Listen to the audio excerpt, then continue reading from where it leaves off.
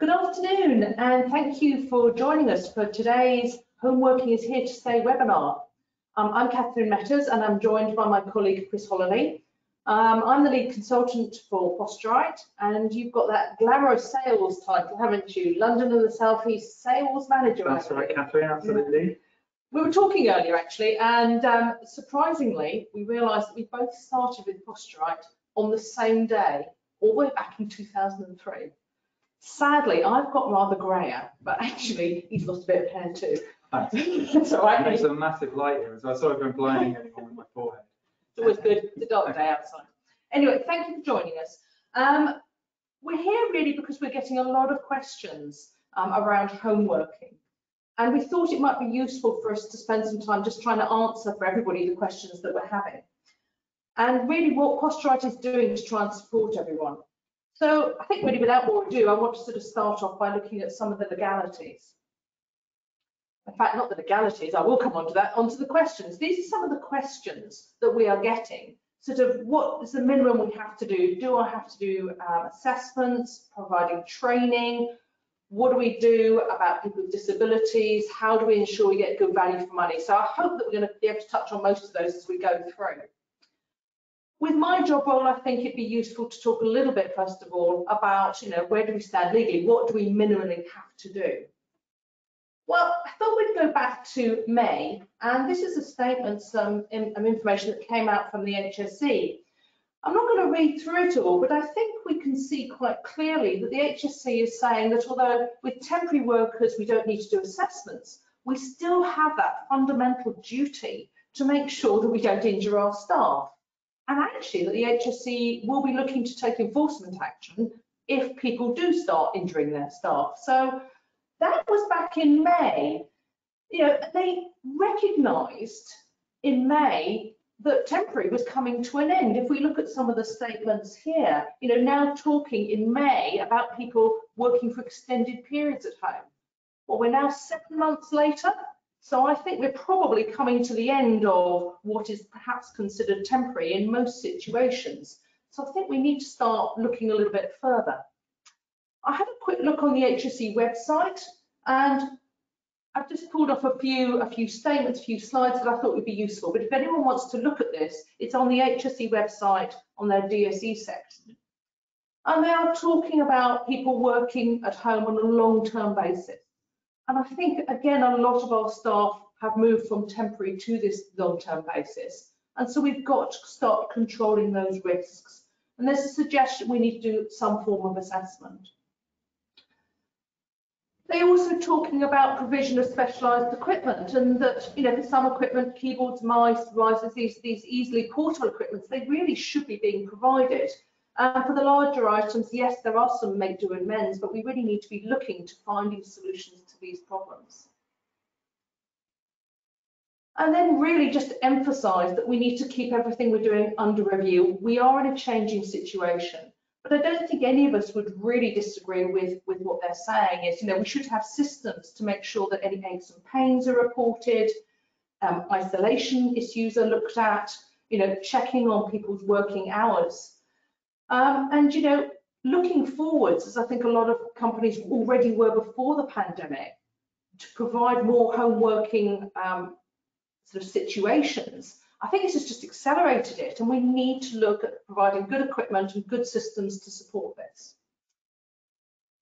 So with that sort of background, what would I suggest about how we look at formulating home working? Well, I've got a few statements here. First of all, we need to know what our business needs. We then got to undertake the risk assessment around what does that mean. So what are we doing for people at the office? What are we doing for people at home? What are we going to be doing for people that are working in various situations? We then formulate policies and procedures to look at not just DSE, but everything else. Perhaps use suppliers that will support us, whether it be EAPs or softwares or ergonomic companies. And finally, the last part of that process, make sure we've got some built-in reviews to make sure we pick up any problems. And also to see if it's working for our business. So that's my viewpoint. And I think we've talked about this a lot in the past, Chris, in fact, us and the company. So I'm really relying on you to tell us, what are we now providing for people to sort of get started on that journey? Yeah, it's been fascinating, Katharine, in the last few months, obviously. It's an incredible situation, obviously, and we've been inundated in clients with various requests for various different solutions and services. Initially, when this first kicked off, we were being asked a lot about laptop packs. Obviously, you've got a whole workforce who suddenly went working from home overnight, essentially, and to have to provide a safe working environment was very, very tricky for them. So yeah, laptop packs was something that immediately came up as something that was a big interest. So the ability to separate the screen and keyboard from a laptop, elevate the screen up to a better height, and get a separate keyboard and mouse was a very cost-effective and simple way of getting someone set up. It was quite interesting because I asked actually a lot of the assessors to make a note. We actually did a spreadsheet of what people were complaining of, and we noticed, well, as I think I probably told you, sort of in the first sort of 6 to 8 weeks, the rate of neck and upper backs was huge. And then it was later on, probably sort of 10, 12 weeks, we started to see the back problems coming through. Yeah. And I presume you noticed that with the clients. I think that's exactly what you would expect, really. And that's why the laptop packs are a great mobile solution. Certainly gets people set up in a much better working posture. And they're flexible, so they can be used on a dining room table. You don't have to have a proper workstation set up to utilize them. So for initially, when we didn't really know how long this was going to last, they were a great solution. And then really what we've been asked about as time has progressed, probably after the first couple of months, now we're being asked more and more about, okay, we've got staff that are working from home for, as you said, a fairly significant period of time. Yeah. We need to do something a little bit more permanent. And now we're providing a lot more of the sort of home worker chairs and the home worker desks. And of course, you've got to factor in, there's all sorts of things to think about. One of the big things we're coming across lots is lack of space, actually. So a lot of our clients are saying how they've got staff who really are struggling with room. So one of the products we've provided is a desk which has got fold down legs. So it's not particularly big. You can fold it away at the end of the day, put it in the cupboard, and then get it back out and use it. So that's been particularly well received. But I think, yeah, since the initial first couple of months, from there, we've now been asked a lot more about, okay, how do we get someone's workstation set up better? How do we get them working more efficiently from home? Because people are definitely now starting, unfortunately, to suffer from musculoskeletal issues. So, I mean, if you think about what we do as a business, we predominantly provide face-to-face assessments for people who've got musculoskeletal issues within the office. Now, all of that pretty much stopped overnight because people weren't in the office, and our assessment service stopped for the first couple of months or slowed down considerably. And what we really had to look at as a business was, okay, what do our clients need? So we went from providing a face-to-face assessment service to launching a remote service, which has been incredibly well received, actually. So we looked at the whole sort of referral process. So we gathered a little bit more information from the end user up front now. So they have to provide us with some pictures and some measurements. But we get all that information up front, and then the team then conduct all the assessments on Teams remotely. So that assessment service after the first couple of months really kicked back in. And I think, Katharine, you always say musculoskeletal issues, they tend to manifest themselves after around 3 months, don't they? So that was a trend that we noticed. So we've had providing people with standard furniture, but then also we're now starting to provide more and more of our assessment services for people who are unfortunately starting to suffer from working from home for long periods of time. And it is now significantly long period of time, isn't it? And it's likely to be at least a year really before this situation resolves itself. I mean, it's not all about the equipment either, is it? I mean, I've been doing quite a lot of webinars. I mean, in fact, there's quite a lot on our website actually. If any of you are looking for something like that, we've got all our webinars. We've done quite a lot to say what people can do with cushions and boxes and that type of thing. But there does come a point, I think, particularly when you start looking into the future, because I think we've all seen the newspaper articles, haven't we, saying that people are wanting to continue some sort of home working, whether it be 1 or 2 days. So actually, how do we, take this position we're in at the moment, where there's a lot of home working, and how is it going to adapt towards the future? I mean, I think one of the questions was about being cost effective, and we want to make sure the solutions we put in now actually also start supporting the future, don't we? Yeah, exactly. And I think from chatting to clients, I don't think there's still a real, not many have got a real vision as to what their business is going to look like in probably a year's time. Yeah. Because I think it's so difficult to know at the moment. Some are probably looking up until Christmas. Now that we've had the announcement of the next 6 months, maybe looking up until March, but still not completely clear. I know there was a survey done by the Institute of Directors that surveyed around about 1,000 businesses, and that showed that around 74% of them are going to look to significantly increase home working after this all settles down, and 50% will reduce the amount of office space they have. So I think long term, you will find that probably people are going to be working from home and in the office. That probably is not going. I don't think anyone's probably going to work in the office full time, or very few people work in an office full time anymore. So people are going to need to have a decent home working setup long term. Otherwise, unfortunately, there will be significant musculoskeletal issues people get. I think we've also got to look at, the sort of softer issues, haven't we? I mean, the working time, the exercise breaks, I'd say that's vital. I think it's education, Katharine, isn't it? I think how you communicate with your staff is communication, is education. I think that's absolutely crucial, really. Allowing them flexibility as well to work from home, I think, and making sure that they know they don't maybe have to be at their desk. We work from home for a long period of time, haven't we? And actually, there's quite a skill to it. I think you have to be quite disciplined in terms of when you stop work, because you can end up working for significantly long periods of time, and actually not taking regular breaks, because it's easy to get stuck into something without any natural distractions in the office. So I think it's very, very important that you do think around the way you communicate with your staff and you educate them as to how they should work from home.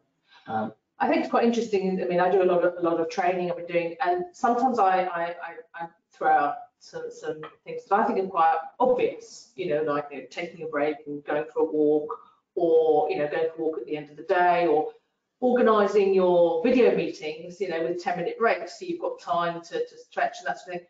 And although these seem obvious, people will often say, I'll get a little comment saying, that was great, I'd forgotten, and it was really good to have that nudge.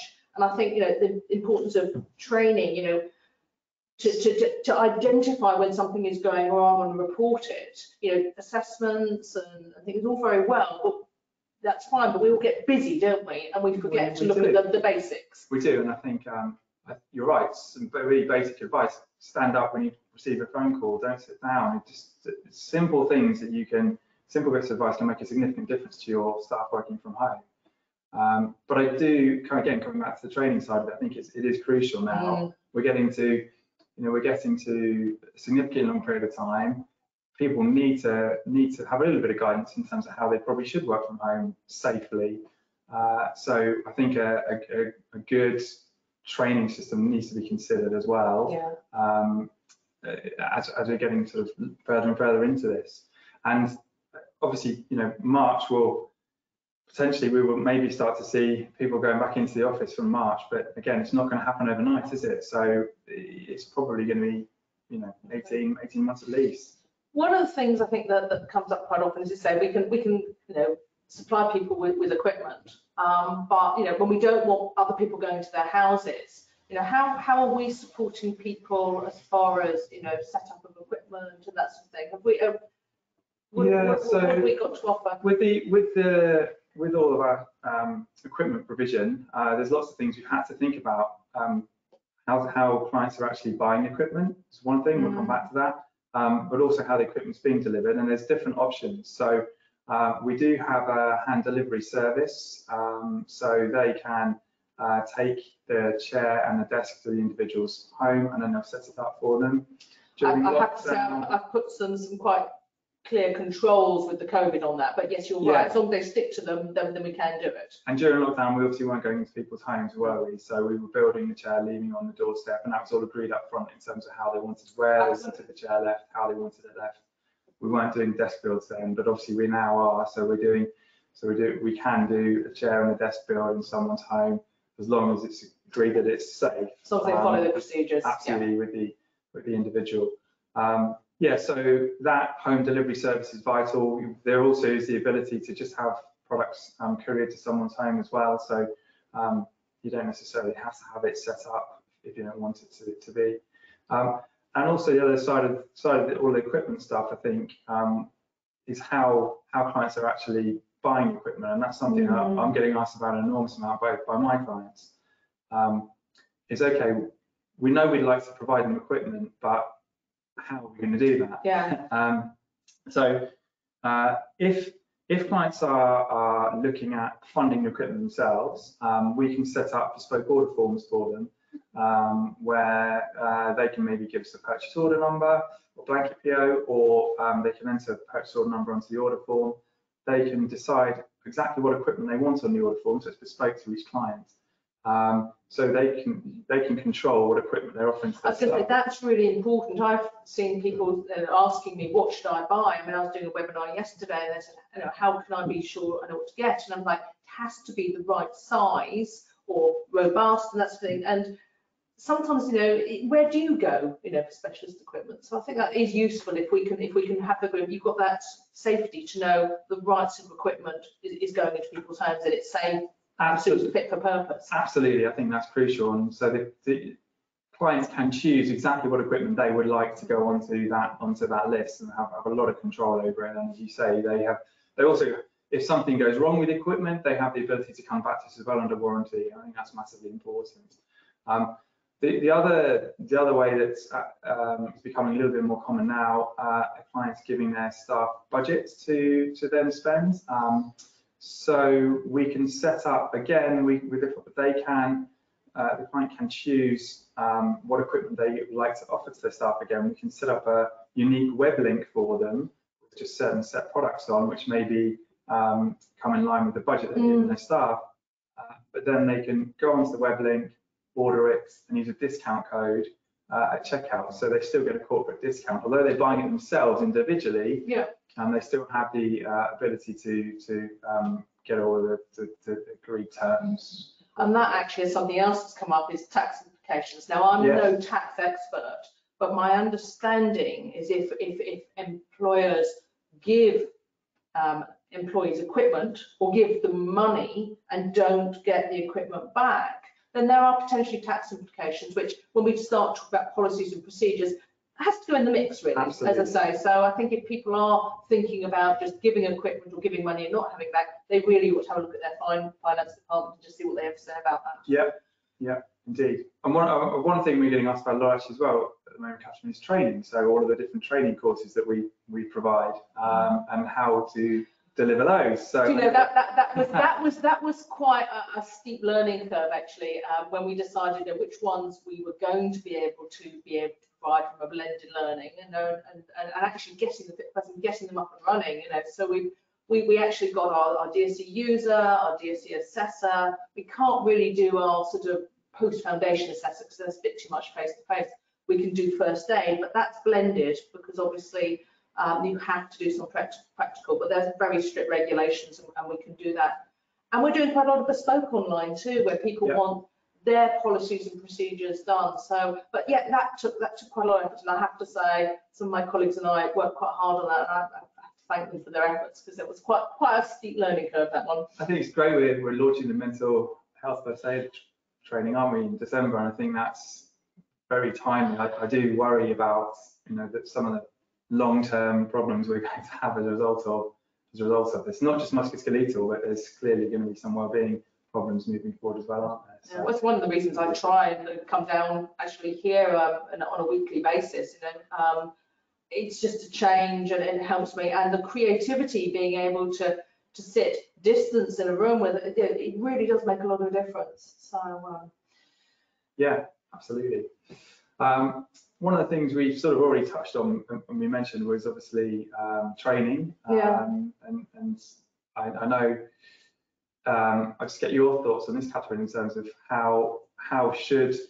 what is a good way of training all your staff now working from home? Is there a good way or not?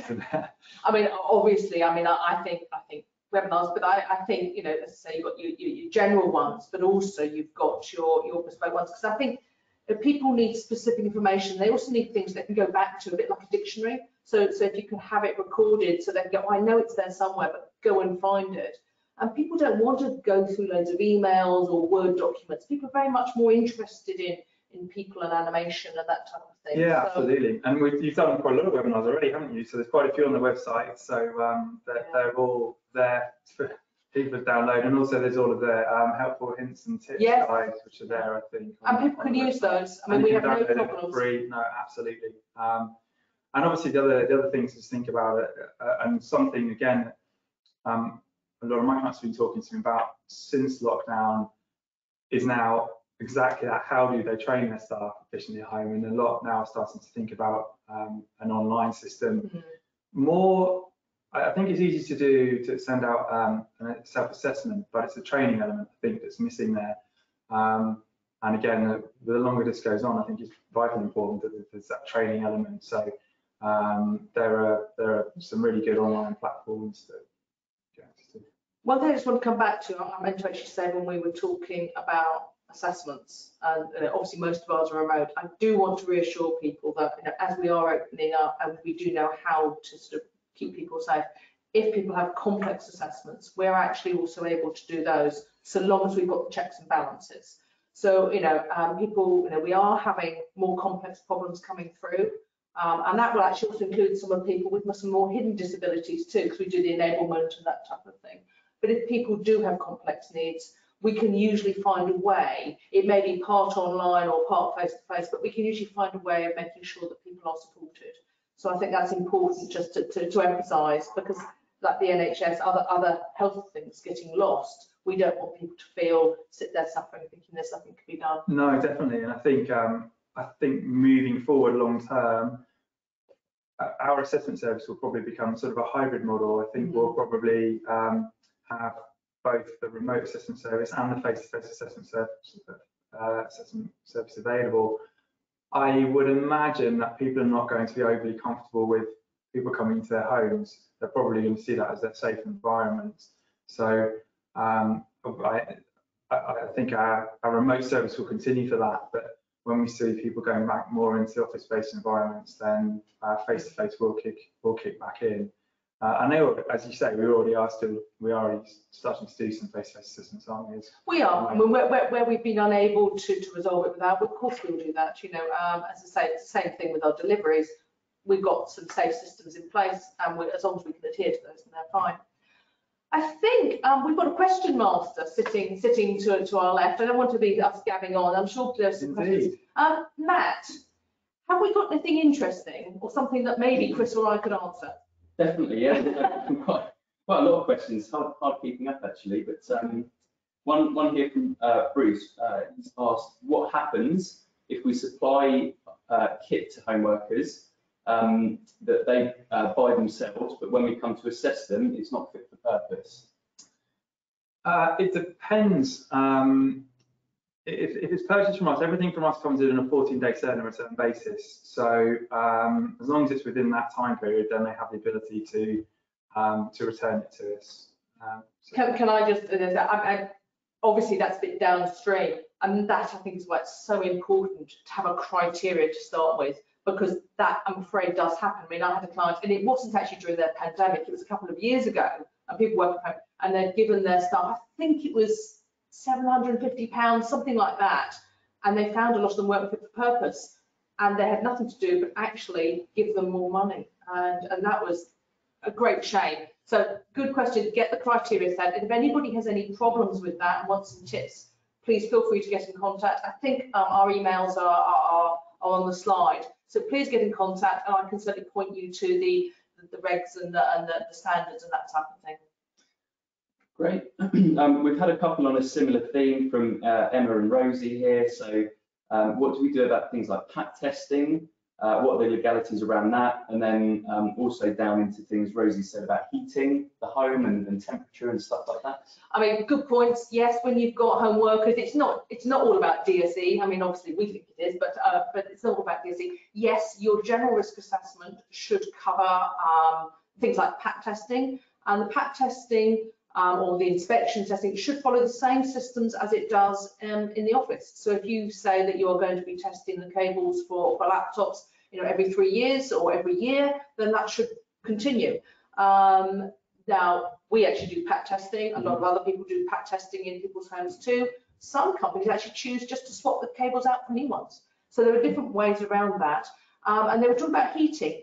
The general view with home working is if it's a home environment, then the person who lives there is responsible for the heating and that type of thing. There are tax, tax benefits, but you can put on your tax form if you are home working. So one thing you should do in your procedures, I think, is for the company to make the employee aware of what they can put against tax and not, because it's if you home work, there is wear and tear. And a lot of companies actually also put a certain benefit if you work at home as well to compensate. So definitely part of those other things. Just want to say one thing about electrics. The electrics are the homeowner's responsibility until you get to what the employer has supplied. So again, there's some clear guidance on that if you want it. Thanks, Katharine. Lisa's asked, we've got many staff working long hours over their contract. Who's ultimately in charge of their welfare? Generally, it is the employer. We have a duty to supervise and monitor. And so, yes, now, obviously, if we provide advice and we monitor, then there will be a certain amount of personal responsibility. But employers absolutely have a responsibility to do everything reasonable to ensure that people's hours are sensible. Okay, we've got time for some more, I think. So Sean's asked, you mentioned the desk with fold down legs. Are there any other innovative products for those with space restrictions? Well, that's probably one of the main ones. I think laptop packs are brilliant. We've already mentioned them because they can be packed away at the end of the day. We've also got a desk platform that sits on top of a dining room table or an existing desk, which turns it into a sit-stand station. It's called the Oploft. That's great. And again, it's very lightweight, thin, so it can be packed away at the end of the day, which is great. So those are probably the main ones. The Oploft has been incredibly popular, hasn't it? It has, yeah. So, yeah, but it's a great way, again, of building in some just variation of movement, actually, into the working day. To be able to sit stand makes a significant difference. I would say that actually we're very aware of that, and our purchasing department is on the case. So do keep an eye on the website, because I think there's going to be some other things coming through where we're looking at some and testing them. So obviously, as we've said, it's got to be stable and fit for purpose. So watch the website. Yeah. Great. Alexis has asked, do you have any other great ideas about how to incorporate breaks and standing into your day? You mentioned standing every time you get a phone call. Drinking lots. Drinking lots is a very natural way to go to the tap and also go to the small room in the house. Outlook reminders. I actually have a small sand timer on my desk. I think it's a 40-minute one, and it's great. And I watch the sand going through. I also, it's slightly controversial, I have a dog. I think most people who are home workers have a dog because they look at you and eventually you have to take them for a walk. So dogs are very good. Chris, any more conventional, innovative ways? That's massive. You just got to get into a habit, I think, of building in breaks into your day, haven't you? And trying to also maybe structure some exercise into it as well, I think. Actually, that's a good point. Something else I just want to raise is actually for those of you that share space with other people, and I know that is a benefit and it also can be a detriment. But make a schedule and agree to people that you'll go for a walk at lunchtime or you'll go for a walk at 11 o'clock. That you'll eat together and you'll do activities together. So yes, you have constraints of space, but actually getting the benefits also helps you schedule your breaks, I think routine is massively important when you're home, otherwise you do get into poor habits. So you need to try and be quite regimented with the routine and build them into the day. The other thing I would do is post-it notes. write a post-it note each time you take a break, and then review at the end of the day and just see how good you've been. Yeah. Coffee breaks at a set time. Make sure you have, it's just, habit, routines. Okay. Yeah. Pretty much. Covered most things there, I think. Yeah, unless there's anything else you want to. No, I think that's all I would say is to say Chris and my emails are on there. Please feel free to reach out to us. It's an ongoing process. I hope you found today useful. And I suppose it's good night from me, and it's Good night, guys. Thank you. okay, no, thank you, and we'll see you soon.